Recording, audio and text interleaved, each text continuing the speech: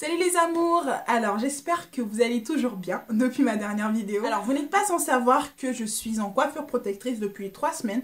Je porte des box braids comme ça et je voulais partager avec vous comment je prends soin de mes propres cheveux et de ma coiffure protectrice. Alors avant de réaliser cette coupe, j'ai fait quelques recherches sur internet et je suis tombée sur la vidéo de Be Your Hair qui portait également des box braids qu'elle a d'ailleurs gardé 2 mois, donc j'étais assez intriguée parce qu'elle l'avait annoncé déjà sur son compte Instagram qu'elle allait garder sa coiffure protectrice pendant 2 mois et qu'elle n'avait aucun problème de démangeaison, de pédicule ou de désagrément par rapport à ça et qu'elle allait justement nous partager ses conseils sur sa chaîne YouTube. Donc quand elle a publié sa vidéo, je me suis vite pressée d'aller regarder ça et je me suis vite pressée. Je sais pas si ça se dit. En tout cas, je suis allée très rapidement regarder sa vidéo que j'ai trouvée super intéressante parce que je connaissais pas du tout ces astuces-là qu'elle partageait. Et justement, je les ai appliquées sur ma coiffure protectrice et franchement, ça marche du tonnerre.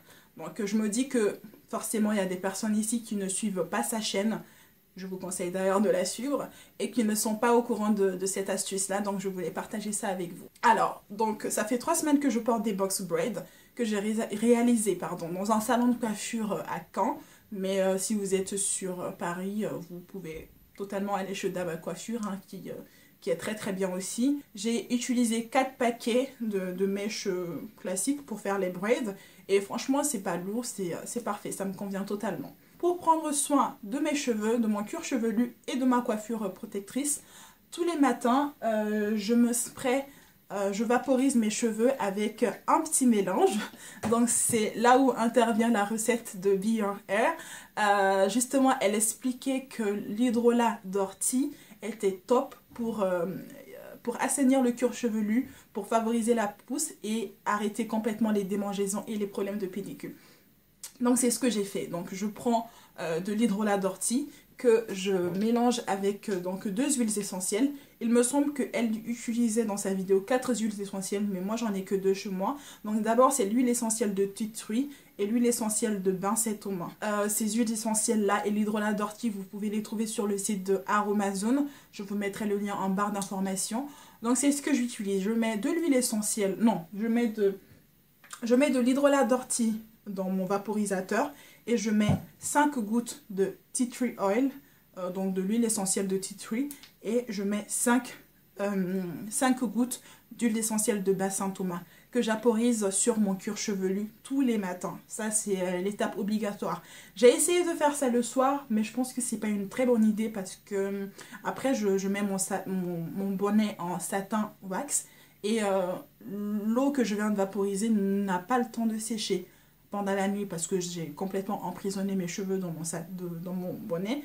Et donc, je pense que ça a créé des odeurs un peu désagréables le matin parce que l'eau n'a pas séché sur votre cuir chevelu et c'est pas top. C'est assez humide. Donc, ce que je vous conseille, c'est de l'appliquer sur votre cuir chevelu tous les matins et comme ça, vous êtes tranquille. Et vraiment, ça marche parce que ça fait 3 semaines que j'ai ma coiffure protectrice, 3 semaines que je ne me suis pas lavé les cheveux.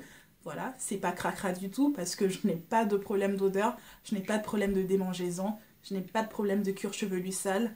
Enfin, je n'ai aucun problème quoi. Donc, comme elle l'expliquait dans sa vidéo, c'est vraiment un truc magique parce que ouais, ça marche vraiment sur moi. Je pense que ça a marché sur elle, ça a marché sur moi. Pourtant, on a très certainement des besoins différents au niveau capillaire et je pense que ça pourrait marcher pour vous. Donc, n'hésitez pas à essayer ce petit mélange d'hydrolat d'ortie et d'huiles essentielles. Donc comme je vous l'ai dit, moi j'ai utilisé l'huile essentielle de tea tree et l'huile essentielle de bassin Thomas. Ça c'est ma routine du matin. Ensuite, ma routine du soir, 2 fois par semaine, je m'applique sur mon cuir chevelu un mélange d'huile de ricin et d'huile d'olive. Donc je coupe un peu l'huile de ricin avec un peu d'huile d'olive parce que, comme vous le savez, l'huile de ricin est assez visqueuse, elle est très très épaisse et c'est pas la meilleure huile en termes d'application quoi. C'est assez compliqué d'appliquer cette huile épaisse sur le cuir chevelu. Donc je l'ai coupée avec un peu d'huile d'olive et franchement nickel. Donc 2 fois par semaine ou 3 fois quand j'ai le temps, j'applique ça sur tout mon cuir chevelu. Ça permet de nourrir le cuir chevelu et d'éviter toujours d'avoir des problèmes de crasse ou voilà. Donc voilà, c'est ma routine, elle est très simple, très rapide et ça me permet de prendre soin de mes cheveux et de garder le plus longtemps possible ma coiffure protectrice. Un petit récapitulatif, si vous n'avez pas compris tout ce blabla, le matin, je vaporise mes cheveux avec de l'hydrolat d'ortie, plus quelques gouttes d'huiles essentielles de tea tree et de baie Saint-Thomas. Voilà. Et 2 à 3 fois par semaine, tous les soirs, je masse mon cuir chevelu avec de l'huile de ricin et de l'huile d'olive. C'est tout ce que je fais pour maintenir ma coiffure protectrice. Voilà! Donc merci à Be Your Hair de nous avoir fait partager cette astuce et remerciez-moi à votre tour de vous avoir relié cette information. Voilà, bon ben on se dit à très bientôt pour une nouvelle vidéo. Je vous fais plein de bisous. À bientôt, bye!